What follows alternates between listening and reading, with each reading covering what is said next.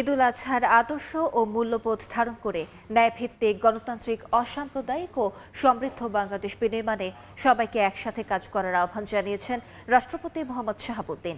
ঈদুল আজহা উপলক্ষে সকালে এক শুভেচ্ছা বার্তায় রাষ্ট্রপতি এই আহ্বান জানান।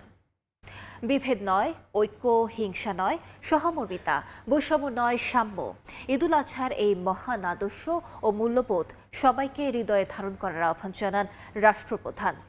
ঈদুল আজহা মানুষের মধ্যে পারস্পরিক ভ্রাতৃত্ববোধ, আত্মত্যাগ, সৌহার্দ্য ও সামাজিক সংহতি সুদৃঢ় করে উল্লেখ করে রাষ্ট্রপতি বলেন, এই উৎসব বিদ্বেষ, অহংকার ও মনের পশুত্বকে কোরবানি করার এক চিরন্তন ও সার্বজনীন আহ্বান।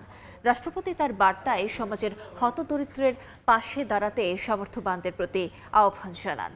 পরে বঙ্গভবনে সমাজের বিভিন্ন শ্রেণী পেশার মানুষের সঙ্গে ঈদ শুভেচ্ছা বিনিময় করেন রাষ্ট্রপতি ও তার সহধর্মিণী ডক্টর রেবেকা সুলতানা।